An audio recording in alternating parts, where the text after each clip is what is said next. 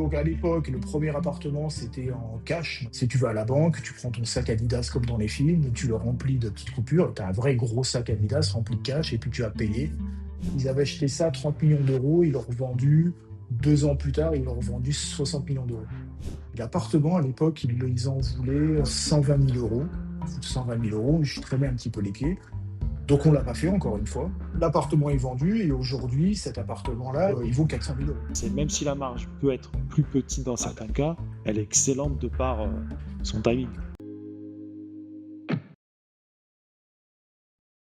Bonjour à tous, moi c'est Arthur d'Arta Immobilier. Donc aujourd'hui, c'est moi qui prends un petit peu le micro. Julien, il a la gentillesse de me laisser cette opportunité où je vais interviewer un ancien client, enfin presque client, parce qu'au final on a rien fait ensemble, mais qui est Steve, qui habite du coup au Vietnam. Et je pense qu'il a beaucoup de choses très intéressantes à nous partager. Il va nous parler immobilier au Vietnam.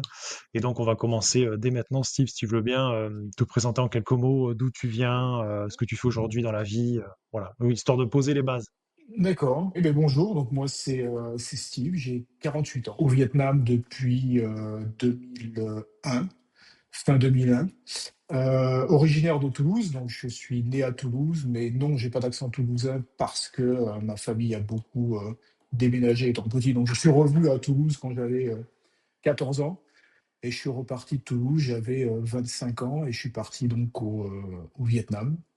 Dans un premier temps pour des vacances, pour voir, parce que j'avais quelques amis vietnamiens. Et c'est eux qui me disaient, ouais, là-bas, il y a plein de boulot, le pays est en développement, tu verras, c'est génial. Donc, je suis venu pendant un mois en vacances, ça m'a bien plu.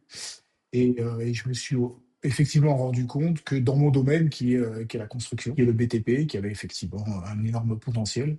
Donc, je suis revenu fin 2021 fin 2001, les 6 premiers mois, bon, j'avais 25 piges, donc on va dire que j'ai pas activement cherché du travail au début, je me suis plutôt amusé. Et quand le budget que j'avais au départ commençait à être un petit peu moindre, disons, ben, j'ai cherché du travail, j'ai trouvé rapidement, puisque au bout d'un mois, 2 mois, ouais, un mois et demi, j'ai trouvé du boulot pour une boîte française, qui était une boîte d'architecte. Donc, j'ai bossé en bureau d'études dans un premier temps. Et ensuite, j'ai bougé dans ce qui était mon corps de métier, le project management, donc être chef de projet, qui était à l'époque, mon premier projet, c'était un projet résidentiel. Donc en termes Ok. d'opportunités de travail, j'ai tout de suite vu que c'était énorme, il y avait de la construction partout, il y avait des besoins énormes, donc je suis parti là-dessus. Ok. Et voilà, donc ça fait 20 ans. Après, entre-temps, j'ai changé de boîte, hein, j'ai monté ma boîte Hmm. 4 ou 5 ans plus tard, et après, je suis revenu bosser dans la construction parce que c'était le plus facile, c'était mon corps de métier. Donc Ok. voilà pour la En fait, petite introduction. à aucun moment tu t'es dit je vais retourner en France. Pour toi, c'était acquis, tu t'allais rester au Vietnam ou tu voyais ça différemment? Je me suis posé la question quand j'ai eu près de 40 ans. J'avais 40, à partir de 40 ans, à cette époque-là, j'ai déjà commencé à bosser pour une grosse boîte française de project management, de ce qu'on appelle AMO, assistance à maîtrise d'ouvrage. Ouais. Et il y avait des opportunités pour rentrer dans la même boîte en France et même à Toulouse. Donc j'ai Ok. fait quelques essais. Ça aurait pu se faire, mais le souci principal était financier. Alors, pas uniquement en termes de salaire, mais également, comme j'ai commencé à travailler au Vietnam à 25 ans, donc j'étais en contrat local, donc j'ai jamais cotisé pour la retraite. Ah Donc, oui. du coup, je me retrouvais avec une quinzaine d'années de trous. Et si je repartais en France avec les salaires qu'ils proposaient, ça ne me permettait pas de, moi, continuer à constituer ma retraite, puisque j'ai fait depuis le début. Donc, grosso modo, si je pouvais pas mettre de l'argent de côté pour continuer à capitaliser ce capital retraite, en fait, mathématiquement, ça passait pas, quoi. C'était pas Ouais, possible. je comprends. Donc je suis reparti, et à partir de ce moment-là, en fait, pour moi, ça a été bénéfique dans le sens où je me suis dit: «Bah, écoute, tu vas finir ta carrière au Vietnam ou en tout cas en Asie», puisqu'on a des bureaux, nous, la boîte, on a des bureaux un peu partout en Asie. Donc pour moi, c'était voilà, c'était la décision était de rester là jusqu'à ce que j'en ai marre de bosser puis que je m'arrête. Ok, très clair. Et alors nous, je vais faire juste un petit aparté au niveau de comment on s'est rencontrés. Donc tu nous as contacté il y a 1 an et demi, 2 ans, je sais plus, pour investir à Toulouse, puisque tu voulais un petit peu essayer d'investir ailleurs qu'au Vietnam, histoire de, Mmh. ben voilà, c'est quand même un côté un peu plus sécurisé. parce que tu es français. Finalement, on avait trouvé un bien, ça s'est pas fait. Bon, on va pas s'étaler là-dessus, c'est pas le plus important. Et puis, je t'ai recontacté parce que je trouvais Mhm. ton histoire intéressante. C'est-à-dire que j'avais rencontré ta femme lorsque tu étais venu à Toulouse. Et tu m'avais dit, oui, on fait de l'achat-revente au Vietnam, on fait de l'immobilier. Je me suis dit, tiens, c'est étonnant. On a des clients à Charter, aux quatre coins du monde, Mhm. à Singapour, Australie, aux États-Unis, enfin vraiment, on en a un peu partout, mais pas au Vietnam, et encore plus particulier, investir dans un pays où finalement, bah, tu vas nous en dire un peu plus, mais si tu n'es pas vietnamien, de toute façon, tu Mhm. ne peux pas faire grand-chose. Donc c'est très fermé, et c'est ça que je trouve intéressant. Si tu peux nous en dire un peu plus sur un peu ton approche de l'immobilier. Alors certes, tu es dans le milieu de la construction, mais ton approche de l'immobilier au Vietnam. À Hanoï, pour être précis d'ailleurs. Moi, l'approche, ouais, ouais. L'approche de l'immobilier, il a mis du temps à venir parce que avant d'être marié, c'était un, soit pas possible. Alors, même s'il y avait des possibilités en te mettant en partenariat avec des Vietnamiens, le fait est que tu ne peux être propriétaire d'un bien que si tu as la nationalité vietnamienne. Les lois ont changé un petit peu au fur et à mesure des années. Donc aujourd'hui, les étrangers peuvent acheter des appartements, mais sous des baux de 50 ans. Ok, Et donc, moi, pour moi, je comprenais pas trop en fait le concept. 50 ans, c'était mais alors, mais qu'est-ce que tu fais au bout de 10, 20 ans? Comment tu revends? Donc, ça m'avait un petit peu refroidi et je l'avais jamais fait. Quand je me suis marié, on a de facto 1 an ou 2 ans après, on a acheté notre premier appartement. ok, Donc là, il y avait la possibilité d'acheter un appartement. Et c'est là où j'ai vu, si tu veux, que les opportunités manquaient, puisque de 2001 à 2011, en fait, là où j'ai rien acheté, les prix tous avaient explosé c'était énorme, quoi. Il y a des gens qui ont fait des fortunes, qui ont fait des fortunes, et c'est là où, en fait, peu de gens comprennent, en fait, quand ils viennent au Vietnam, ils regardent les informations sur combien gagne un Vietnamien en moyenne. Ils voient 500-600 $ par mois à l'époque. Ils disaient, mais comment ils peuvent faire pour s'acheter des maisons mm, ou des voitures ou des choses comme ça? Mais en fait, il y a énormément, alors dans les grandes villes, hein, que ce soit Hanoï ou Saigon, font énormément d'argent justement dans ces achats, reventes qui font en fait de la spéculation. Et toute la fortune de ces gens-là vient de là. Donc ok. l'idée, c'était de savoir, mais tiens, mais comment faire pour y participer, pour un peu profiter de ça. Donc ça a réellement démarré en 2001. 2011, pardon. 2011, ok. Et au niveau de l'évolution des prix au Vietnam, parce que tu m'avais fait part de choses dans le passé, ça a évolué très vite. En quelques mois, Mmh. des prix pouvaient augmenter dans certaines zones. Euh, Comment est-ce que tu as fait? Est-ce que ta femme, toi, elle avait déjà un pied dans l'immobilier ou comment tu as pu un peu analyser ce marché? Elle a elle avait un petit peu un pied dans l'immobilier parce que quand je l'ai rencontrée, c'était son boulot. Donc elle était un peu ce que tu faisais toi, c'est-à-dire Ok, elle était pas marchand de biens, mais elle était l'intermédiaire. Elle présentait des maisons à des gens qui voulaient acheter, donc elle trouvait des vendeurs et elle les connectait aux acheteurs ou vice versa. Mais elle le faisait plus dans ce qu'on appelle le retail, par exemple, si tu cherches un local commercial. ok. Donc elle le faisait surtout là-dessus et au centre-ville. Donc elle connaissait déjà, bon, c'était une femme qui connaissait déjà les négociations, tout ça, comment ça se passait. Donc ouais, l'évolution des prix, si tu veux, il y a l'histoire de x2, x3, x4, x10. Ça a été vrai beaucoup de 2001 à 2011, 2012, 2013. Euh, Après, ça s'est un petit peu tassé. Donc le marché vietnamien, il est très cyclique. Ok. Donc il faut tomber sur il faut savoir surfer sur la bonne vague. Mais très clairement, moi, sans mon épouse, déjà légalement, je n'aurais pas pu le faire, mais après, la connaissance du marché, c'est quand même elle qui l'a. Et d'ailleurs, on a eu du mal à commencer, parce que moi, j'étais encore avec mon mindset, mon concept un peu à la française, où tu dois étudier, tu dois y penser, tu dois regarder, tu dois réfléchir. Et en fait, au Vietnam, ça ne se passe pas du tout comme ça. Donc, le premier bien, c'était. Moi, je faisais la construction du nouveau lycée français, et en fait, l'idée, c'était de se dire, il faudrait peut-être se rapprocher du lycée pour les gamins. Et donc, on regardait des terrains pas loin de l'école. Et il y a un terrain qui nous plaît, ouais, il est pas mal, on pourrait acheter là et faire construire là-dessus. Puis elle me dit, ben, faut les payer l'avance. Et l'avance, c'était, je sais plus, c'était 70 000 €. Et oui, bon, mais il faut payer quand? Ben, il faut payer cet après-midi. Donc, on l'avait visité le matin. Et moi, je dis, bah, attends, mais quand même, on ne sort pas 70 000 € comme ça. Faut quand même réfléchir. Ok, on réfléchit. Et 2, 3 jours après, ouais, peut-être qu'il faudrait le faire. On fait non, mais c'est trop tard, c'est déjà parti. C'était parti Mais là. tu vois, Donc c'était parti l'après-midi. c'est fou en fait de se dire que nous, enfin, est-ce qu'elle a quand même réfléchi un peu? C'est parce qu'elle maîtrisait parfaitement le marché qu'elle s'est dit c'est bon, on peut y aller? Ou est-ce que c'est vraiment dans les habitudes des Et Vietnamiens de se dire, allez, on y va, et c'est pas qu'on réfléchira après, mais non, on est un non, peu plus cavalier. c'est vraiment l'habitude vietnamienne. Ici, Ok. alors je dirais même plus asiatique, c'est plus vraiment du tac au tac, c'est-à-dire que tu crois en quelque chose et puis ils y vont parce qu'ils savent que de toute façon derrière, tu as peut-être 10 personnes qui vont aussi trouver l'opportunité intéressante et celui qui fait l'opération, c'est le premier qui donne la compte. Et d'ailleurs, après, de ça, tu peux te refaire acheter ton acompte parce que tu as quelqu'un qui veut absolument ce bien. Donc, toi, si tu as versé un acompte déjà, tu peux avoir un autre acheteur qui vient te voir et dit non, mais moi, je le veux vraiment, je te donne 5 000 euros, je te donne 10 000 euros en plus pour racheter ton acompte et pouvoir payer le reste au propriétaire.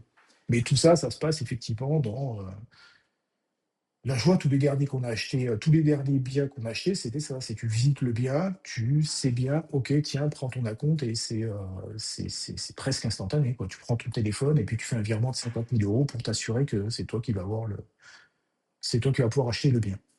Ça me fait penser à moi quand je cherche des biens pour nos clients. Il y en a, ils vont être capables de prendre des décisions très rapides parce qu'ils se reposent sur nous. Quelque part, ils nous payent pour ça, il y a la confiance. Et puis il y en a Mhm. d'autres, c'est vrai que ça réfléchit énormément, ça pose beaucoup de questions, ce que je comprends aussi, parce que bah, moi aussi je suis habitué à ça. Mais comment est-ce que tu as réussi un peu à passer le cap, toi, parce que vous prenez les décisions à deux, mais comment est-ce que tu as réussi à passer le cap? Ben, au bout d'un moment, si tu veux, il y a eu cette première affaire, ce terrain, et après, il y a eu une autre affaire aussi, peu de temps après, un appartement. L'appartement, à l'époque, ils en voulaient 120 000 euros. Et donc, c'était a priori l'affaire. Mais moi, en fait, l'appartement, il ne me plaisait pas. Si tu veux, la difficulté que j'avais, c'était de faire la différence entre un investissement et un bien que tu achètes pour y vivre. Donc, Mm. moi, l'appartement, il ne me plaisait pas des masses. Il ne me plaisait pas tellement. Donc, en fait, foutre 120 000 euros, je traînais un petit peu les pieds. Donc, on ne l'a pas fait, encore une fois. L'appartement est vendu et aujourd'hui, cet appartement-là, il vaut 400 000 euros. Mm.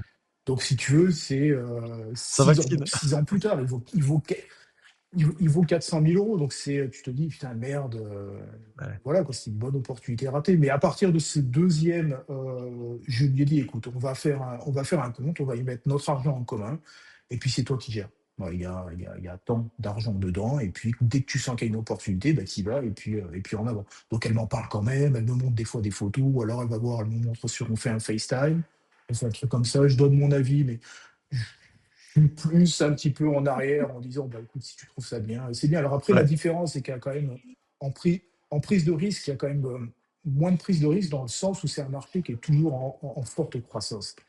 Donc en fait je n'ai pas d'exemple si tu veux de même de personnes que je connaisse qui ait perdu de l'argent en Ok. faisant de l'immobilier.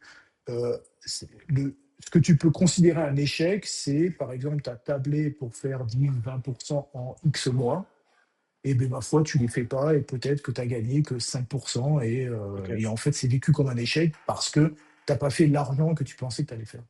Et alors, comment ça se passe Et au donc, les niveau, gens, ils sont effectivement plus enclins à prendre de risques. ouais, au niveau de l'achat-revente, tu vois, en France, il faut le faire idéalement en société, avec un code APE bien spécifique. Mm. Comment ça se passe au Vietnam? Est-ce que tu peux faire ça comme ça en nom propre? Est-ce que la fiscalité est lourde derrière? Tu peux nous en Ouais. dire plus? Non, alors, tu le fais en nom propre, c'est à titre personnel. Donc, comment ça se passe? C'est par étapes où tu visites le bien, tu négocies avec le propriétaire, donc il veut X, tu négocies ce que tu peux négocier, et là, tu décides de l'acompte que tu vas donner. Donc l'acompte, on pourrait vouloir donner le moins possible, mais si tu donnes le moins possible, il est possible que le propriétaire trouve un autre acheteur qui donne plus, et lui il va te redonner l'acompte, il va dire c'est bon, gardez-le, garde tes 10 000 euros, de toute façon j'ai un mec qui me donne 50 000 euros en plus, donc toi tu as perdu le bien. Donc l'idée ici c'est de donner l'acompte le plus fort possible sans non plus exagérer à les payer 90% en acompte. Donc Ok. généralement tu vas payer, on va dire, entre 30, 40, 50% d'acompte dès le début. Mais là aussi, pareil, il faut que ça aille vite. Donc, ça veut dire que tu visites l'appartement, tu négocies le montant de l'appartement, enfin de l'appartement ou du terrain d'ailleurs. Euh, Tu payes directement donc ton acompte. Donc, à l'époque, le premier appartement, c'était en cash. Donc, c'est tu vas, et le Vietnam Dong étant stylé, c'est tu vas à la banque, tu prends ton sac Adidas comme dans les films, tu le remplis de petites coupures, tu as un vrai gros sac Adidas rempli de cash, et puis tu as payé le propriétaire qui lui a aussi une petite machine chez lui, et puis ils mettent Ils toutes comptent les les billes? liasses de billets. Ah ouais, Et puis ça compte comme ça. Donc tu passes effectivement 2 heures à compter des billets. Allez, pas 2 heures, mais tu passes 1 heure à compter des billets. Aujourd'hui, maintenant, tu le font avec les applications sur les téléphones, les applications de la banque. Donc tu fais ton virement de 50 000 euros et voilà. Et ensuite, tu passes par, alors je ne sais pas si c'est un équivalent de notaire. Enfin, OK. J'allais poser la question, ouais. tu vas légaliser l'achat. Mmh. D'accord. Tu OK, vas légaliser l'achat. Ça, en termes de taxation, tu payes 2,5% du montant du bien. OK, Donc ça, c'est en tout, c'est ce que tu as payé pour les taxes. Ensuite, tu payes ce notaire là, qui te fait le tampon, qui te fait les papiers, qui te fait des choses en bonne et due forme. Ça coûte que dalle, ça coûte 150 euros. d'accord. Et après, tu payes l'intermédiaire, donc le broker, le courtier. Et le courtier, tu le payes entre 1 et 3%. OK, Alors 1%, c'est au centre-ville, on va dire au plein hyper-centre, ça va être 3%. Et en banlieue, tu vas payer 1% du montant du bien. OK, Et là, l'idée, c'est de fidéliser justement, de passer toujours par les mêmes pour pouvoir saisir les opportunités. Donc, tu as les opportunités que tu découvres toi-même, mais quand même, de toute façon, l'habitude fait que dès que quelqu'un veut mettre quelque chose en banque, il le donne à un courtier. d'accord.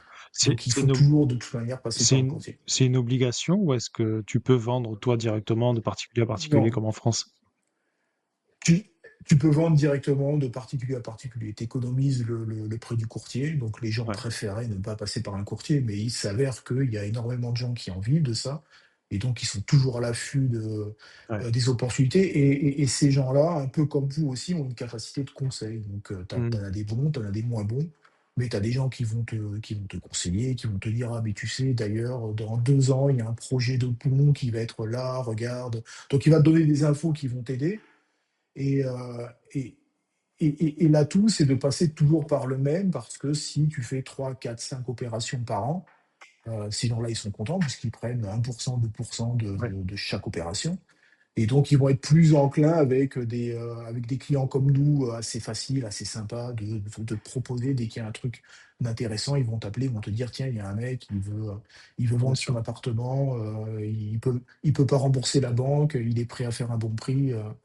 Donc c'est comme ça aussi beaucoup que tu tombes sur des bonnes opportunités. OK. Et donc toi, aujourd'hui, tu disais tout à l'heure, tu fais un virement comme ça avec ton téléphone, ce qui paraît assez fou aujourd'hui, pour bloquer la compte. Est-ce Mmh. qu'au niveau, bon, tu fais des emprunts? Comment ça se passe, les relations avec les banques? Est-ce que c'est rapide pour un emprunt? Est-ce que Alors c'est compliqué? Comment sont les taux? Un peu, est-ce que tu peux nous en dire alors plus? nous, l'emprunt à la banque, on l'a fait pour le tout premier appartement parce qu'on n'avait pas trop de cash. Donc on l'a fait quand même une fois. Les taux, mais c'était il y a pas mal d'années. Mmh. Et en fait, si tu veux, le boulot qu'on fait, en fait, si tu veux, c'est purement de l'investissement, c'est purement de la spéculation. C'est-à-dire que tu achètes et tu revends, et le but, c'est d'acheter et de revendre quand le target que tu t'es mis, je veux faire 10%, 20%, je veux faire 30%, je pense que je peux faire tant, et c'est de le vendre dès que tu as atteint le chiffre que tu as convenu. Mais ça peut arriver, c'est dans un laps de temps de 1 à 3 mois. OK. Ah ouais, c'est très court. Les 5 opérations sur les 5 opérations qu'on a fait cette année, le plus de temps qu'on a gardé un bien, c'était 3 mois. Et le moins de temps qu'on a gardé un bien, c'était une après-midi, parce que, il y a quelqu'un qui voulait, racheter 7 actes d'achat, et donc ça s'est fait en une après-midi. La personne, elle est arrivée, elle dit: «Non, je le veux absolument, tiens, je te rachète et puis je te donne 20 000 euros.» 20 000 euros, tu dis: «Bon, bah, j'ai fait 20 000 euros en une après-midi, c'est pas mal, en avant.» Mais, encore une fois, voilà, encore une fois, la rapidité, je sais plus, c'était quoi la question d'ailleurs? C'est le délai. Tu sais, quand tu veux faire un emprunt ou même là, tu vois, elle te donne 20 000 € Oui, d'acompte. voilà, la banque, oui, voilà, pardon, Ouais, voilà. Donc oui, la banque, alors la banque ici, les taux sont très élevés. Donc en fonction des années, ça change un peu tout le temps. Mais c'est, on va dire, entre 9 et 11% de taux d'intérêt. Qu'est-ce qu'ils te demandent? Ils te demandent, ton contrat de travail, tes 3 fiches de paie, ils te demandent si tu as déjà des biens, bon, à peu près la même chose qu'en France, hein. ouais, Et tout se débloque, on va dire, si tu as une bonne relation avec la banque, OK, ça peut se débloquer, du moment où tu fais la demande au moment où l'argent est débloqué, ça peut être 3 semaines, un mois. d'accord. Heu et après, si tu pars sur une banque que tu connais pas, ça peut être un peu plus compliqué, mais c'est jamais plus de 2 mois, quoi. Ce serait complètement, les mecs, ils feraient faillite si, s'ils libèrent l'argent au bout de 2 mois, puisque comme il faut aller vite, tu Ouais. as aucun propriétaire qui va attendre 2 mois et que l'argent arrive, quoi. Donc le nerf de la guerre, c'est d'aller vite, quoi. On va dire en moyenne 3 semaines, 4 semaines. Et si jamais ils n'ont pas leur emprunt, est-ce que tu as comme en France un dépôt de garantie qui peut être conservé par le vendeur ou enfin c'est l'acompte finalement ou comment ça fonctionne? C'est l'acompte, ouais, généralement, ils le OK. gardent. Donc il faut être sûr. Avant de Mmh. verser l'acompte, il faut être sûr que soit tu as le nous, on n'emprunte plus aujourd'hui, mais si tu dois emprunter, avant de verser l'acompte, oui, il est plus intelligent d'être sûr que la banque te prête l'argent avant, parce que c'est un acompte, donc ils te le remboursent pas. Si la banque, te OK, prête pas l'argent, ben, tu as perdu, l'acompte que tu as donné, quoi. d'accord. Donc le fait de donner un gros acompte montre que tu es assez serein et que Ouais, tu vas faire l'affaire. Nous, on fait plus d'emprunt aujourd'hui puisque le risque, en fait, c'est que de notre côté, le seul risque qui est identifiable, c'est si, par exemple, tu tombes en haut de la crête. C'est-à-dire qu'en ce moment, 2025, c'était une bonne année, donc les prix ont augmenté, augmenté, augmenté, augmenté, mais au bout d'un moment, ça va forcément s'arrêter. Et donc, si tu arrives en haut de la crête et que tu désires attendre que ton bien prenne de la valeur, tu peux te trouver à attendre des mois. Donc ton bien, il perd pas de la valeur, mais tu attends des mois. Mais pendant ce temps-là, si tu as la banque à rembourser à bien sûr. 11%, ben donc du coup, c'est plus vraiment intéressant.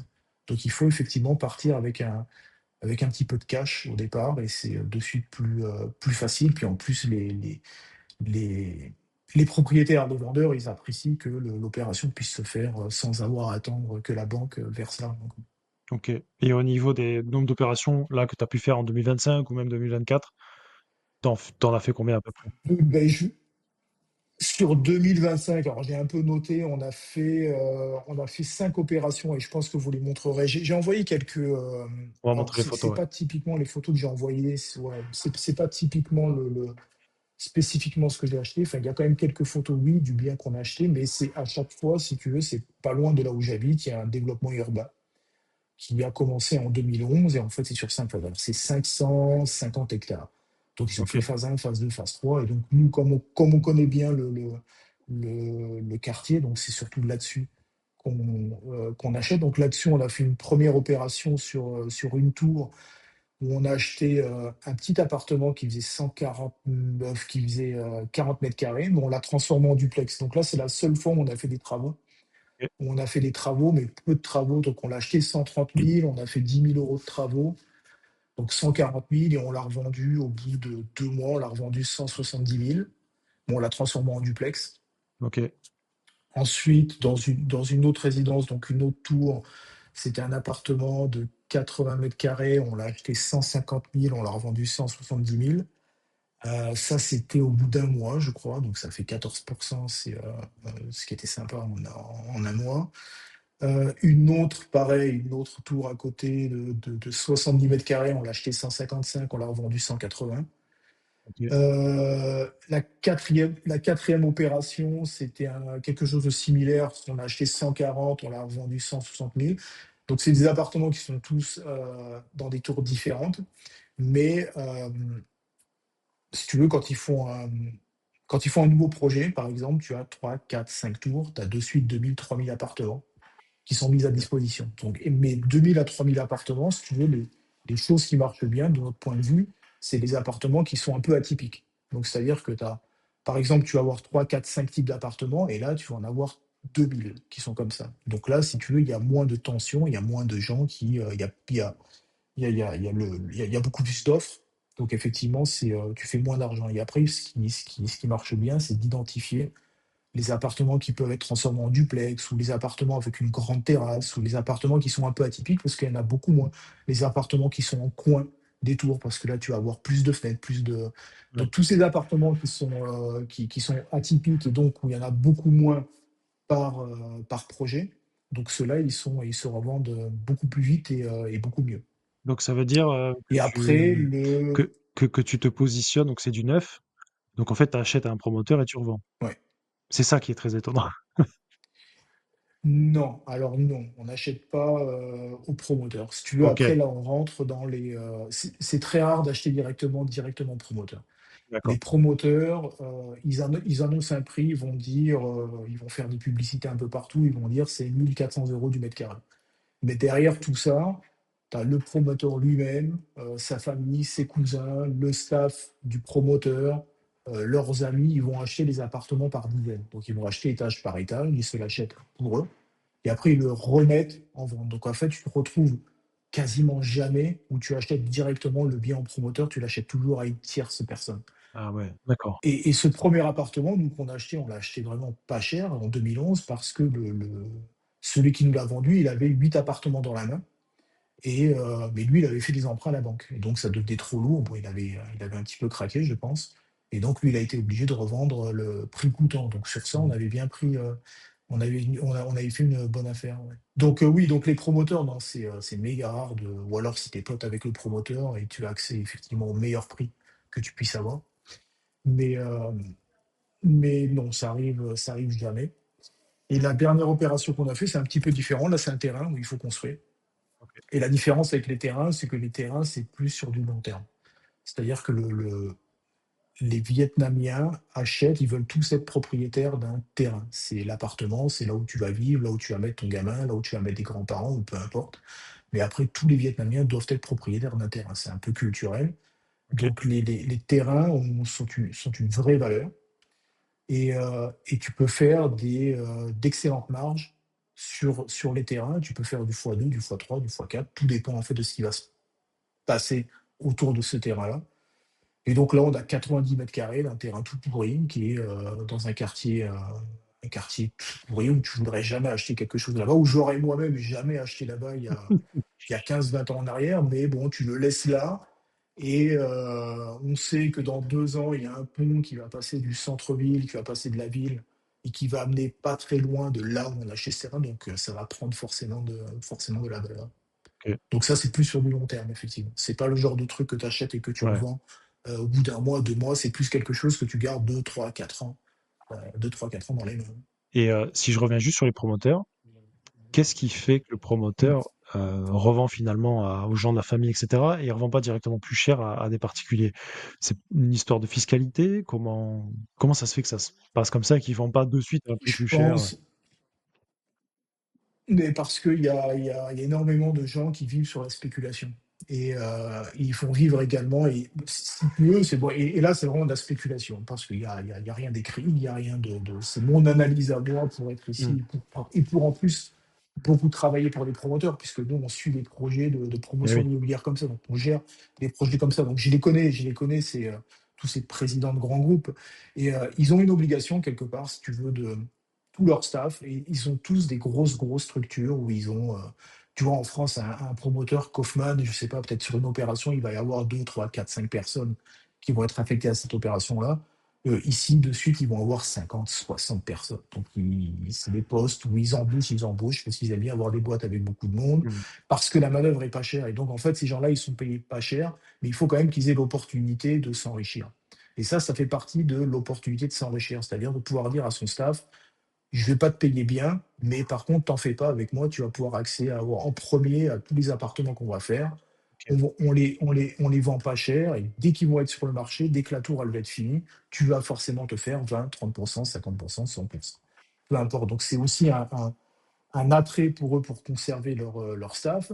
Si tu viens au Vietnam, quand tu viens au Vietnam, les appartements, il y a quand même un but derrière, c'est de loger des gens. Mmh. Donc tu verras quand même que toutes les tours que tu visites, si tu viens le soir, il y a un peu des lumières partout, donc il y a vraiment des gens qui vivent dedans. Donc in fine, même si l'appartement, entre le moment où la construction elle a commencé, au moment où il est libre, même si l'appartement il a été revendu 3, 4, 5 fois, in fine, il va y avoir des gens qui vont y habiter. OK. Les maisons, les développements, je t'ai mis quelques photos, les développements de villas, les développements de terrains, là par contre c'est du tout et du n'importe quoi. Nous, on fait des projets, nous, où on signe des contrats pour construire 3000 villas au milieu de 7000 villas qui sont vides depuis 10 ans. Ah oui, Donc d'accord. en fait, tu as des projets fantômes. Peut-être que sur YouTube, tu peux le voir des fois sur les projets, c'est un peu similaire à la Chine, c'est toutes ces villes fantômes qui se Ouais, développent, ouais. qui sont que des villas, mais là, c'est à 100% du blanchiment d'argent. C'est-à-dire que OK. si tu prends du cash pour X, Y raison, ton cash, il est illégal. Mais si tu achètes un bien, puisque tu as le droit d'acheter en cash au jour d'aujourd'hui, ben, le jour où tu revends ta maison, le fruit de la vente de cette maison devient propre par définition, puisque tu peux tracer Ouais. d'où vient l'argent. OK.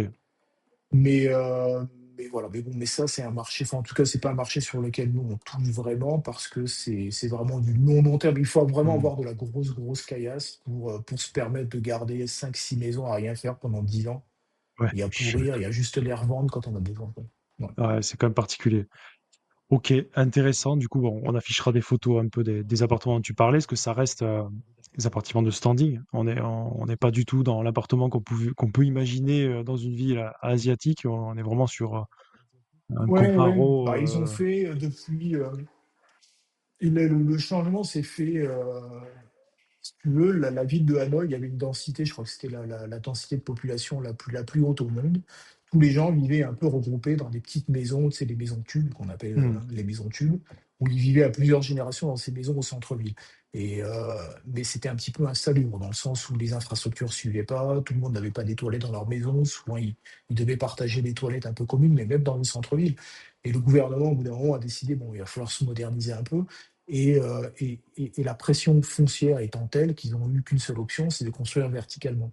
Donc mmh, d'où tous ces projets qui sont nés un peu à la périphérie de la ville pour dédensifier ces centres-villes et puis pour accommoder tous les gens qui viennent aussi de l'extérieur de la ville, puisque si Hanoï, il y a 12 millions d'habitants, officiellement, il n'y en a que 7. C'est-à-dire que si tu comptes que les gens qui sont nés à Hanoï depuis une génération ou 2 générations et qui ont le fameux, ce qu'ils appellent le papier familial, l'équivalent du livret de famille.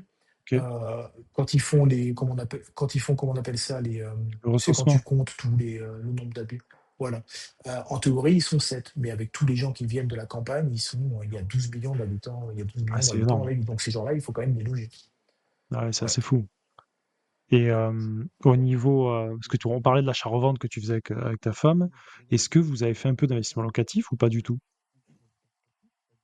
Non, alors, enfin si, on en a fait une fois, mais la différence, si tu veux, un peu avec la France, c'est que quand tu es propriétaire et que tu le loues, tu es en responsabilité totale de l'appartement. C'est-à-dire qu'il y a une ampoule qui marche plus, tu as le locataire, il peut t'appeler, l'ampoule, elle marche plus, viens me la changer. Donc tu as énormément, c'est quand même du boulot. C'est du vrai boulot de gérer un bien locatif et les montants sont pas énormes. OK. C'est-à-dire que, au bout d'un moment, tu te dis, puisque de toute façon, le but, c'est de revendre rapidement, de garder ton, je sais pas, 2 mois, 3 mois, 4 mois, 5 mois. Donc au bout d'un moment, tu te dis: «Bon, certes, je pourrais peut-être le louer 500 ou 600 €, mais comment je vais retrouver mon appartement à la fin? Le gars, il va me casser la tête, toutes les semaines pour, finalement 500 €. Bon allez, je m'en fous, laisse tomber, on le laisse vide et puis on le vend plus». Parce qu'une fois que tu as des locataires dans ta maison, même si ici tu peux leur dire, «Le mois prochain, il faut partir», ça prend quand même un mois. Donc en fait, si tu veux, Mmh. c'est pas suffisamment réactif. Et sur du locatif sur du long terme, ça pourrait être intéressant, mais ça pourrait être intéressant sur des biens d'exception. OK. Sur des villas, par exemple, des grosses, grosses villas que tu peux louer à des gens richissimes ou à des gens de l'ambassade, des villas que tu vas louer 5 6 7 000 8 000 10 000 € par mois. Là, oui, ça peut être intéressant de le laisser en locatif, mais sur des appartements, non. OK. Ouais, C'est pas intéressant, oui. du coup, Bah, tu dirais, qu'à Hanoï, il y a plus de propriétaires ou de locataires? De manière générale. Je parle plus d'Hanoï plutôt que le reste du Vietnam, ce sera plus simple. même sur tout le Vietnam, tu peux dire, je pense OK. qu'il y a 90% de 90% de propriétaires. OK. C'est Ouais. tous les Vietnamiens sont, virtuellement, j'ai envie de dire, tous les Vietnamiens sont propriétaires. Après, certes, il y en a très certainement des gens qui sont où il leur arrive quelque chose, ils sont obligés, il y en a beaucoup qui perdent leur baraque parce qu'ils ont joué, parce qu'ils ont joué, le casino, c'est pas autorisé au Vietnam, il y en a beaucoup qui jouent aux jeux d'argent. Ils OK. sont un petit peu fous pour ça. Donc tu en as, ils perdent leur maison et tant qu'ils ont pas d'argent pour en racheter une, bon, beh, ils vont devoir louer. Mais ça reste une partie, minime. Culturellement, il faut être Ouais. propriétaire. C'est un peu une condition aussi au mariage. Les, Ah ouais, heu, les d'accord. les jeunes filles, les jeunes filles pour se marier, les familles, elles veulent un mari qui ont leur maison. OK. Sinon c'est problématique. Alors les choses changent puisque tout devenant de plus en plus cher, ça devient de plus en plus problématique d'acheter à son enfant, de donner à son Eh oui. fils une maison pour qu'il puisse aller se marier. Donc ça devient de plus en plus problématique. Donc les choses changent, mais au jour d'aujourd'hui, c'est un chiffre, je pourrais chercher sur internet, c'est quoi Mmh. le pourcentage exact, mais moi, en tout cas, je connais, on est dans une boîte, on est ici sur Hanoï, il y a 200 Vietnamiens dans la boîte. Je connais pas un seul de nos staff qui soit pas propriétaire. Tout le OK. monde est propriétaire. Ah, c'est intéressant. Et au niveau, est-ce qu'au niveau de ton entourage, tu as des expats, français ou même d'ailleurs, comme toi qui vivent au Vietnam? Est-ce qu'ils ont un peu, ils ont dû acheter aussi ou est-ce que quand ils sont juste en transition, eux, ils restent locataires? Dans ceux qui sont en transition, ils restent locataires.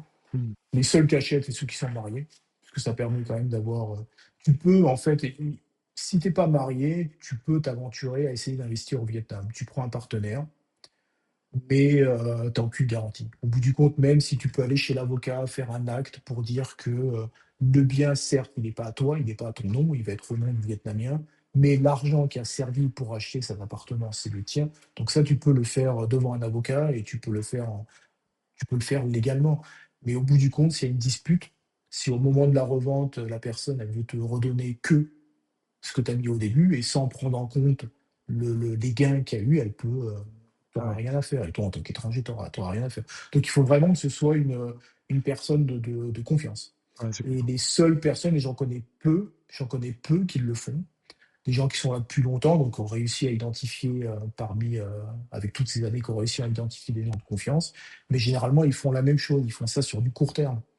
Donc si tu fais des opérations sur 2, 3, 4 mois, 5 mois, si tu te fais avoir une fois, 2 fois, bon, ben t'arrêtes, tu laisses faire et puis voilà, tu vois? C'est pas comme si tu faisais une grosse opération à 10 millions d'euros, puis tu attends 10 ans, puis au bout de 10 Ouais, ans, tu vois que le mec, il te l'a fait à l'envers et puis tu as tout perdu. ouais, c'est intéressant. Donc C'est le vrai que risque, il est le limité dans ce sens-là. le fait qu'il y ait beaucoup de propriétaires, occupants, qu'il y ait beaucoup d'achats et peu de locations, finalement, je comprends pourquoi il y a un marché aussi qui est dynamique. Après, il est lié aussi au pays, à la ville et à l'environnement asiatique qui est assez, qui est très dynamique, hein, très clairement. Comment tu vois, toi, maintenant, l'avenir? Voilà, c'est-à-dire, bon, là, tu fais des achats-reventes. Est-ce que vous allez continuer comme ça, faire 3, 4, 5, 6 achats-reventes? Est-ce que tu Mais c'est un comment tu vois les choses pour Ouais, l'avenir? bah, c'est après mine de rien, c'est quand même une bonne source de revenus, donc Mmh. il y a pas de raison d'arrêter. Moi, ça me prend pas plus de temps que ça, donc c'est surtout et ma femme s'en occupe à 100. Donc OK. aujourd'hui, c'est son boulot, quoi. Mmh. Donc elle travaille pas, elle a pas de société, elle le fait en son nom, mais c'est à ça qu'elle occupe ses journées. Donc il y a pas de raison, spécifique d'arrêter. Ouais, Le d'accord. pire qui puisse y arriver, c'est qu'on arrive sur des périodes comme il y a eu au Vietnam, où une période, bon, ben, le marché est un peu freeze à l'arrêt. Donc en fait, les prix restent le même. Donc là, c'est pas forcément le bon moment d'acheter. Tu tâtonnes un petit peu. Quand est-ce qu'on reprend? Donc c'est attendre la prochaine vague. OK. OK. Donc, OK, elle fait son nom propre et donc elle est-ce qu'elle fait, ce qu'elle faisait avant, broker ou est-ce que vraiment il y a que ça, qu'elle fait aujourd'hui de Non, l'achat-revente non, non, là, elle pour vous 2? s'occupe énormément. Non, non, là, elle fait que pour nous, que de D'accord. l'achat-revente pour nous, pour la famille. Ouais, donc ça fait un sacré, ouais, une Pas sacrée uniquement pour activité. ça, puisqu'après, le côté broker derrière, ça prendrait énormément de temps pour un OK, gain comparativement à ce qu'elle peut faire avec l'achat-revente qui serait ridicule. mais à 3. Ouais, OK, je comprends. OK. Ouais. Et OK. 3%, c'est au centre-ville. Oui. Toutes les opérations qu'on fait ici, c'est 1%, parce on est à 15 bornes de la ville, 14 bornes du centre-ville. Ah d'accord, OK. Toi, tu fais plutôt les OK, la banlieue, mais qui reste quand même malgré tout très dynamique en termes de prix de revente. C'est ça qui est fou. Ouais, parce que c'est là où c'est dynamique, en fait. Tu peux Mmh. faire des bonnes opérations au centre-ville. On en a fait une en 2000, je sais plus, 2022, une petite baraque, mais vraiment hyper, hyper simple. Un truc tout pourri et que tu retapes un petit peu et tu peux faire une petite plus-value derrière, mais c'est beaucoup moins, c'est, les prix sont tellement élevés, si tu veux, au centre-ville, qu'on n'est pas, on joue pas dans la même cour, si tu veux. Nous, Ouais, je on est comprends. bien à 14 sur des achats entre 100-150 000, 200 000 euros, ça va. Après, si tu vas au centre-ville, tu parles de suite en millions d'euros, sauf si Ouais. tu trouves la dernière petite baraque qui est là, elle fait, cette baraque qu'on avait achetée ouais, c'est ça, début d'année 2000, elle faisait 9 mètres carrés, la maison. Ah oui! Ah, je voyais neuf pas mètres ça comme carrés une sur maison. 5 étages. Quoi? Ah ouais, d'accord. C'est Donc 9 c'était carrés d'emprise au sol, en fait? ouais, ouais. Ouais, ouais, c'est 9 mètres carrés, Ouais. c'est coincé, tu as une maison en face, tu une maison à côté, tu as une maison partout et en La fait, tu vache. as, 9 mètres carrés d'emprise au sol sur Ah, 5 c'est fou. étages. Donc en fait, tu as un tout petit escalier, tu as une pièce, petit escalier, une pièce, petit escalier, une pièce. Donc ça, c'était les baraques typiques. Si tu veux, Mmh. il y a très longtemps, les Vietnamiens, par exemple, ils avaient, je sais pas, ils avaient peut-être 300 mètres carrés. Au fur et à mesure, ils ont commencé à vendre pour pouvoir vivre un petit peu mieux. Donc ils vendaient 40 mètres carrés, puis 50 mètres carrés, puis il leur restait, puis généralement, il leur reste toujours le dernier petit bout et c'est des petits bouts de 9-10 mètres carrés. Donc sur ça, tu peux te positionner, parce que même si le prix du mètre carré est très très élevé, ça reste 10 mètres carrés. Donc tu peux te positionner là-dessus, mais c'est méga rare, quoi. Je veux dire, il faut avoir. C'est Mmh. ce genre de biens, tu les vois même pas passer, parce ils sont tellement rares que je sais même pas comment on l'a eu celui-ci d'ailleurs. Je Mais me en souviens même plus gros, pourquoi et comment. vous l'avez Bon, acheté, bref. vous avez fait quoi dessus? Vous avez fait des choses, des travaux ou vous l'avez revendu tel quel? Non, on a fait, mais d'ailleurs, on avait mis un locataire là-dedans. Ok, C'était le seul, l'option dont je te parlais, l'option locataire, c'était là-dessus. Et on a fait un peu de travaux, donc rafraîchissement. Tu sais, tu mets un petit coup de peinture, tu refais la cuisine, tu refais les sols un petit peu, tu fais juste pour que pour que ce soit propre. Parce que généralement, c'était pas les plus riches qui vivaient là-dedans, donc c'était toujours un petit peu à l'abandon. Donc tu fais un peu de rénovation et c'est tout ce que ça prend. Tu mets 10 000 euros dedans, même moi, je crois. On avait mis 5, 6, 7 000 euros ok. dedans pour rendre le truc propre. Alors, comme c'est tout petit, l'investissement est moindre, puisque c'est 9 mètres carrés en Ouais. sol. Donc, si tu fais 9 mètres carrés de carrelage fois 5, au bout du compte, c'est pas C'est vraiment, grand-chose, quoi. c'est Et vraiment étonnant. on avait, on avait mis un locataire là-dedans, en fait, parce que l'idée, c'était de le garder sur du long terme. Ok. Donc, plutôt que de le laisser vide et de le laisser dépérir, c'était de mettre un locataire dedans. Et en fait, ça a été chiant. Ça nous a vite. Parce que nous, en plus, on habitait à 14-15 bornes de cet endroit-là. Donc, en fait, dès que tu avais le locataire qui appelait, je te dis, pour des trucs comme ça, l'ampoule, elle marche plus, ouais, il n'y a plus d'eau chaude, ou je sais pas trop quoi. Donc, il fallait sans arrêt y aller. Ou alors, il fallait sans arrêt y envoyer quelqu'un. Donc, au bout d'un moment, je crois que ça a tenu 3 mois. Quoi. Et au bout de 3 mois, on a dit, bon, allez, laisse tomber. Puis, Ah ouais, on ça a a été revendu le court. truc et on a fait une plus-value sympa dessus. Et puis voilà. Et pourquoi le garder? Au début, vous vouliez le garder parce que c'était l'hypercentre. Parce que c'est l'hypercentre. Hmm. Parce que c'est l'hypercentre, parce que sur quelque chose comme ça, tu peux toujours avoir. Tu as des projets quand même en hypercentre. Des fois, tu as, des gens, des fortunes qui veulent construire un hôtel à cet endroit-là. Et comme tous les biens au centre-ville sont très très fragmentés, ils sont obligés d'acheter tous les En lot. propriétaires pour Ouais. faire un terrain correct, on va dire. Voilà. Donc ils vont racheter à droite à gauche. Et là, comme ces gens-là, plus t'attends, plus ils perdent du fric. Ils veulent que ça aille vite, quoi. Donc là-dessus, tu peux faire des énormes plus-values. C'est-à-dire que tu peux toujours rêver de garder ton truc 5-10 ans et d'avoir la personne qui vient là de moi, je vais y faire un hôtel 5 étoiles, je suis prêt à payer Ok. X. Et là-dessus, tu peux faire une énorme plus-value. Pour 9 mètres carrés d'emprise, Mais il faut que ce soit sur du long c'est terme. fou. Ouais, mais bon, tu sais, t'imagines, après Hanoï, ça reste la capitale, tu sais, t'imagines, et Hmm. en plus, imagine si tu as 10 mètres carrés, pas loin de la Tour Eiffel, quoi, par exemple. Tu vois, 10 mètres carrés, c'est ridicule, mais 10 mètres carrés pas loin de la Tour Eiffel, ça peut avoir un intérêt sur des gens qui font C'est clair. des regroupements de l'eau. Ce qu'on a déjà actuellement, moi j'ai travaillé chez des promoteurs il y a longtemps, où effectivement, acheter une maison ne suffisait pas pour rendre l'opération rentable, il fallait les voisins. Et donc on a été obligé effectivement d'aller un peu plus loin. Là, cette maison de 9 mètres carrés d'emprise, autour, tu avais des maisons identiques ou est-ce qu'il y avait des gros bâtiments? Ouais, ouais, Ouais, ouais. c'était identique. Ok. Non, non, c'était identique, ouais. Hmm. C'était à peu près, alors c'est 9 mètres carrés, 15 mètres carrés, tu peux aller jusqu'à 40 mètres carrés, mais Ok. en hypercentre, le standard des habitants, en tout cas des Vietnamiens, c'est à peu près 40 mètres carrés. Alors après, il y a eu, le pays, le centre-ville, c'est aussi modernisé, donc il y a eu des Hmm. regroupements qui ont été faits aussi, quoi. Mais t'as pas de regroupement, t'as pas un acheteur particulier qui va acheter 10 baraques de 10 mètres carrés pour se faire construire une baraque de 100 mètres carrés. Ça, par contre, non, ça n'existe pas. Hmm.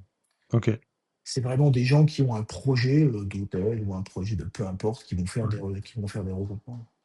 Et si je reviens un petit peu sur la partie fiscale, quand vous faites ces achats-reventes, donc tu as parlé du genre de frais de Mm. notaire, les frais de broker. Au niveau de la Mhm. vente, est-ce qu'il y a des taxes sur plus-value, les impôts? Comment est-ce que tu peux nous en dire plus là-dessus? Il y a, il y a pas de taxe, il y a pas de taxe sur la plus-value. Ok. La seule chose que tu payes, c'est 2,5% Et c'est tout? au moment où c'est tout. Ouais. Ah ouais. C'est 2,5% quand tu achètes le bien. Et les impôts Et après, perso. il y en a pas. Il y en a pas. D'accord. T'as pas de, oui, l'équivalent de quoi? L'impôt foncier, ce que vous payez en France, c'est quoi Non, même pas l'impôt les impôts sur le revenu en fait. taxe foncière? Non, non, les impôts sur le revenu plutôt. Non, il y en a pas. Enfin, si, il y a des impôts sur le revenu, mais il faut que ce soit un revenu tiré d'une société. Il faut que OK, si tu travailles, moi je paye des impôts sur le revenu, mais si t'es pas salarié d'une boîte, tu payes pas des impôts sur le revenu. d'accord. Ah ouais, c'est Alors vraiment après ça peut changer, hein, parce que c'est un pays qui taxe très peu. Tu as les habitants, il y a que des gens qui bossent et encore le boulot au noir ici, on va dire, c'est 70 des gens. C'est-à-dire que OK,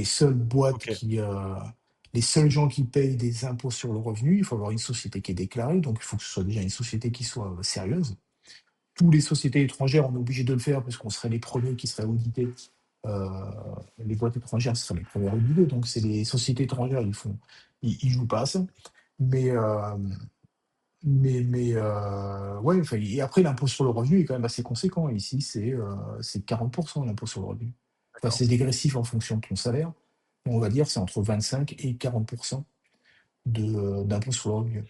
Avec une 3/4 donc de travail, non déclaré, ouais, bon, c'est assez impressionnant, mais effectivement, c'est très intéressant de faire des marges, même petites. En fait, quand tu parlais de marge tout à l'heure, à coût de 10-20 000 à gagner, ça peut paraître peu pour certaines opérations de marchand de biens en France, de vrais marchands, j'entends, pas de ceux Mmh. qui font ça la petite semaine. Par contre, c'est le timing qui est excellent. Mmh. C'est-à-dire que tu as un temps de portage qui est tellement court qu'en France, quand tu vois le temps qu'il Mmh. faut pour avoir un emprunt, faire la précom, commercialiser, ceux qui ont les refus de prêt, les machins, les trucs, bon, bah, tu as des opérations qui vont partir sur 6 mois à 1 an, avec les intérêts qui courent derrière. Effectivement, c'est même si la marge peut être plus petite dans Ah, certains cas, elle est excellente de par, son timing. C'est c'est impressionnant, ouais. ouais et puis in fine, il faut le voir sur l'année, sur ce que tu peux faire. Si tu Ouais, le vois comme ça, effectivement, si tu fais 20 puis en et encore, il y a même 20 000 €, il y a plein de gens qui s'intéresseraient de prendre 20 000 €, bien sûr. par-ci par-là comme ça, quoi. Mais il faut pouvoir tourner, faire 5 6 opérations par an et ça reste intéressant et après ton capital est grossi, tu peux te placer sur des opérations puisque plus c'est grand, plus tu peux C améliorer ta marge. Donc c'est faire grossir son capital pour pouvoir investir plus gros et puis pourquoi pas plus tard acheter mettre plusieurs investisseurs en commun et développer après. Et tu as beaucoup de gens qui ont démarré comme ça aujourd'hui. Les promoteurs immobiliers, tous, ils ont démarré comme ça en achetant un petit bout de terrain à droite, à gauche, en revendant, acheter, revendre. Et puis après, ils sont passés en mode professionnel. Et aujourd'hui, tu as des gens, ils construisent voilà, des 2000 appartements là, 3000 appartements là. Ils ont tous, grosso modo, débuté un peu comme ça. c'est un Alors peu maintenant, c'est quand ma même moins propice que dans le début des années 2000, mais ouais. c'est pas impossible. Ça me faisait penser à ça, c'est que là, bon, vous en faites quand même quelques-unes par an, ça lui prend un temps plein.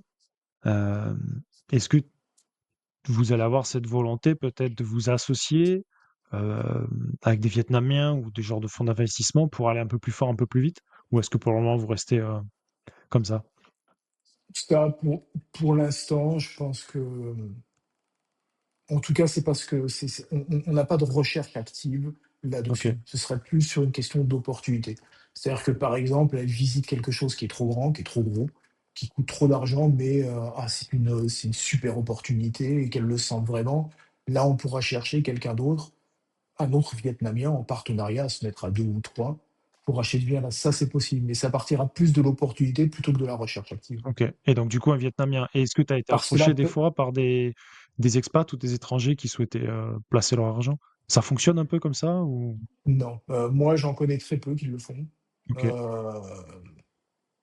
enfin, j'en connais très peu. En tout cas, de non mariés, j'en connais très peu. J'en connais un.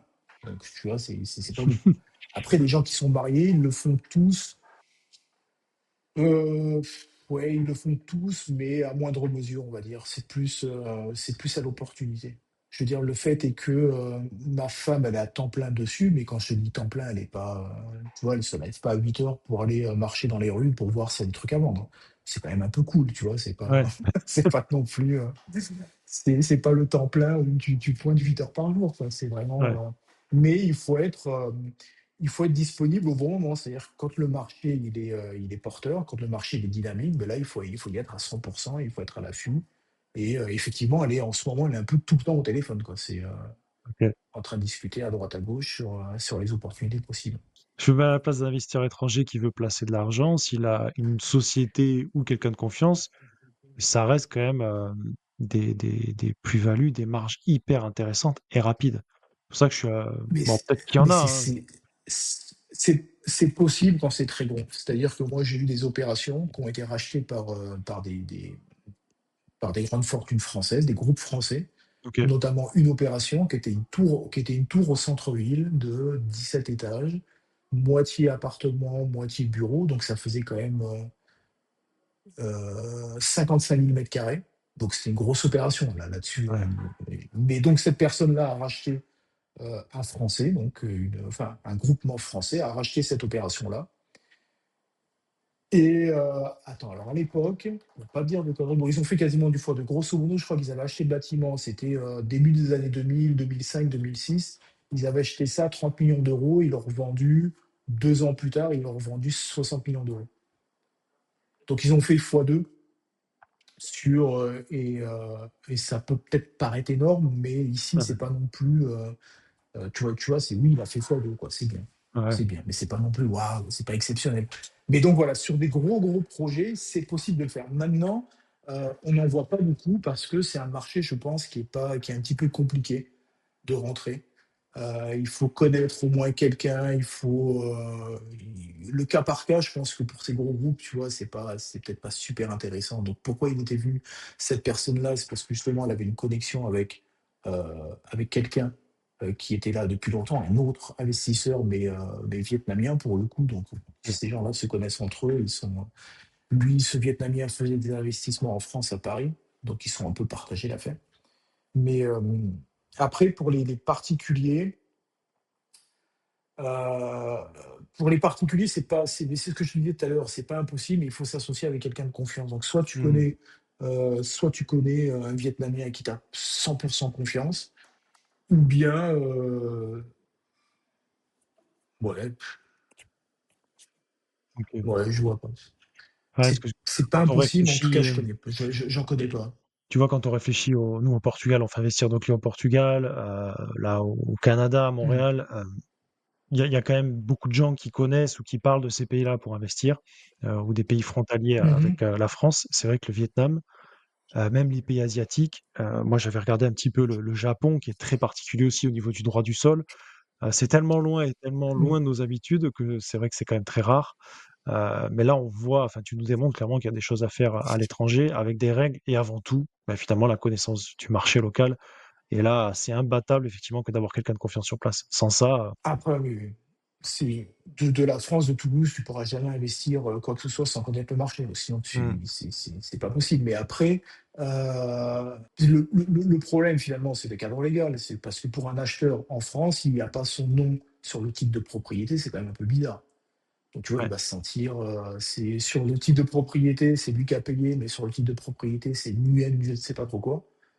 Donc il peut se sentir, s'il connaît pas la personne à 100%, je veux dire, c'est un peu compliqué. Alors, sauf si effectivement tu veux faire un coup, tu as 2 millions d'euros et que le ticket d'entrée c'est 100 000, tu te dis, bon, allez, j'y vais, et puis on verra bien si cette personne est vraiment de confiance. Donc, tu peux tenter le coup, mais un mec moyen qui a, je sais pas, il a 200 000 euros sur son compte et puis il a envie de se dire, tiens, allez, je vais tenter ma chance, 100 000 euros avec un mec lambda au Vietnam, son nom, il n'est pas sur les costaud. papiers, tout repose sur la confiance à 100%.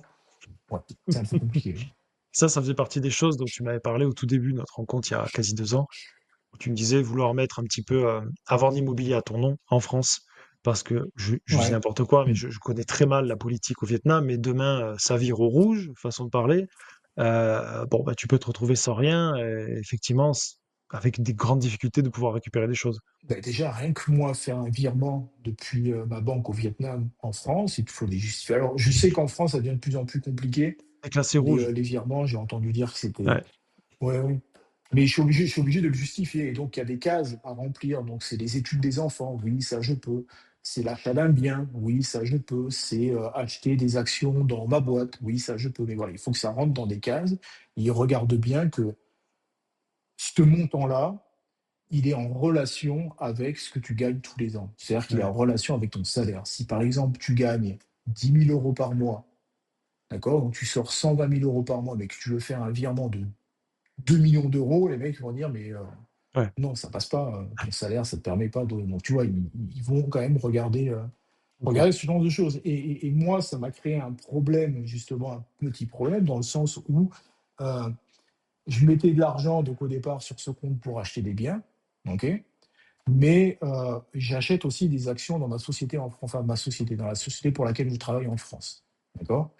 Donc tous les ans, je mets un petit peu de sous en France, justement, dans l'achat d'actions de cette société. Mais quand il a fallu que je fasse ce virement spécifique, ils m'ont dit, mais non, ça correspond pas à ce que vous gagnez. J'ai fait: «Mais non, mais c'est parce que j'avais mis des sous là pour pouvoir acheter une maison avec ma femme et là, en fait, elle m'a rendu l'argent, heu, donc c'est le même argent qui était parti et qui est revenu». Et là, c'était un gros bug, quoi. Il a fallu Ils ont imprimé les 3 dernières années de toutes mes relevés pour essayer de voir dans quel sens allait l'argent. Et quand ils ont vu que l'argent allait toujours sur ce compte en commun avec mon épouse, bon, Bon. OK, donc là, ils Ouais, ont fait: «Ah OK, d'accord, c'est de l'argent». Mais ça, ils le font que quand il y a un étranger dedans. Si c'est ouais. des Vietnamiens, bon, les Vietnamiens, de temps en temps, ma femme, elle fait tu fais des virements t'as pas de limite. Tu fais ce que tu veux. Il y a personne qui leur pose une question de, tu peux aller retirer demain matin, elle peut aller retirer 1 million d'euros. Il y a personne, la banque va pas lui dire, mais c'est pourquoi faire, madame? Ouais, d'accord. Et toi, t'as la possibilité ou pas? Ouais. C'est possible au Vietnam d'acquérir la nationalité ou pas du tout? Ils ont changé la loi, c'est à part cette année, en fait, 2025. Donc, a OK. priori, il y a la possibilité de faire. Mais entre ce qu'il est légalement possible de faire et ce qu'il est réellement possible de faire, il y a un gros gap. C'est-à-dire que moi, ça fait 20 ans, je tourne toujours avec des cartes de résident de 2 ans. Donc, c'est-à-dire, je Ah suis ouais, marié avec une Vietnamienne, mais quand même, tous les 2 ans, il faut que j'aille renouveler ma carte de résident. Il n'y a pas OK. de carte de résident 10 ans ou quoi que ce soit. Donc après, tu me diras, ben, pourquoi tu n'essayes pas de faire la nationalité vietnamienne, ce qui pourrait être intéressant, effectivement, ça me sécuriserait sur pas mal de choses, c'est que tu dois renoncer à ta nationalité française. Le Il y a Vietnam pas de n'autorise double pas la double nationalité. nationalité. Ah OK. Donc moi, déchirer j'aime la France, hein, je suis content d'être français, mais après derrière, il y a aussi le passeport vietnamien, il est un peu pourri. Tu Ouais. fais des visas partout, quoi. Avec le passeport français, c'est bien de pouvoir Beh voyager oui. n'importe où, sans visa, sans quoi que ce soit. À partir du moment où tu as que le passeport vietnamien, ben, tu vas en Ouais. France, il faut faire une demande de visa. Tu vas au Japon, il faut faire une demande de visa. Partout où tu vas, quasiment, c'est un passeport assez pauvre, on va dire, pour voyager. Donc non, c'est pas intéressant pour moi. Ouais, je comprends. Sauf OK. si je tenterai peut-être s'ils autorisent la double nationalité, mais sinon je le ferai Oui, pas. non, sinon c'est clair que tu as plus à perdre qu'autre chose. OK, Mm. écoute, est-ce que tu vois des choses à ajouter? Je pense on a balayé quand même pas mal. Non. Je sais qu'on avait parlé, bon, tu m'avais parlé, bon, l'argent liquide dans les sacs, ça m'avait marqué la première fois. Là, tu nous as parlé de pas mal d'autres choses assez Oh, nouvelles. moi, ça m'a. C'était marrant, les vieux. Bah, écoute, pour moi, Mais merci pour, surtout que 100 euros, ouais. 100 euros en Vietnam, donc ça te fait déjà une petite liasse. Donc imagine 100 000 euros, c'était. Quand je dis qu'il y a un sac à billets, j'exagère pas, quoi. C'était Ouais, non, vraiment non, un sac j'imagine rempli de très bien. billets comme les films américains, quoi. Merci Steve Ouais. pour cette interview, pour tout ce que tu nous as amené. J'espère que ça t'a plu aussi et merci à tous, Ouais. pour cette écoute. À bientôt. Bah écoute, à bientôt.